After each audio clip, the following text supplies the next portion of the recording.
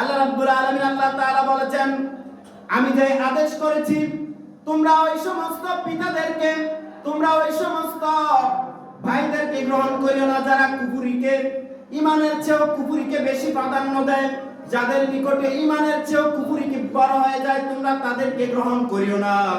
আর যারা ওয়ামাইয়াতাওয়াল্লাহুম, আর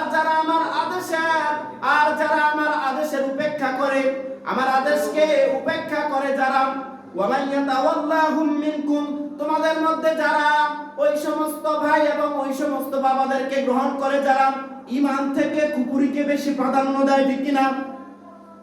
লা তাত্তাখিযু, তোমরা তাদেরকে গ্রহণ করিও না, তোমরা তাদেরকে ধরো না, তোমরা তাদেরকে আউলিয়া, তোমরা তাদেরকে অভিভাবক রূপে, তোমরা তাদেরকে ওলি রূপে, তোমরা তাদেরকে ওবিডিয়েন্স রূপে, তোমরা তাদেরকে গার্ডিয়ান রূপে গ্রহণ করিও না, ঠিক কি না?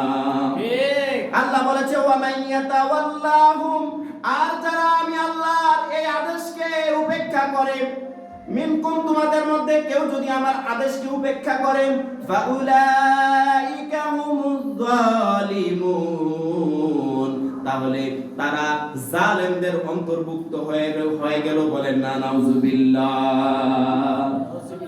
জালেম কারা?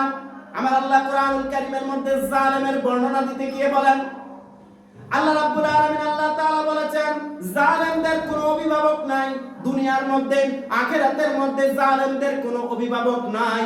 যারা মানুষকে অন্যায় কারণে অত্যাচার করে, যারা মানুষকে অন্যায়ভাবে, যারা মানুষকে অর্বাচীনরা, যারা মানুষকে অন্যায়ভাবে মানুষের উপর জুলুম করে, আল্লাহ বলেছেন তারা আর দুনিয়া এবং আখিরাতের মধ্যে, যদিও দুনিয়ার মধ্যে আইনের ফাঁক করে, তারা জালেম হয়ে তারা যদি সুযোগ সুবিধা গ্রহণ করে, ওয়া মাইয়াতাওয়াল্লাহুম, আর মিনকুম, তোমাদের মধ্যে যারা আমার কোরআনের আয়াতকে অস্বীকার করো, তাহলে জেনে রাখো ফাউলাইকা হুমুস জালিমুন, তাহলে তারাই জালেমদের অন্তর্ভুক্ত হয়ে গেলে। বলেন নাউজুবিল্লাহ।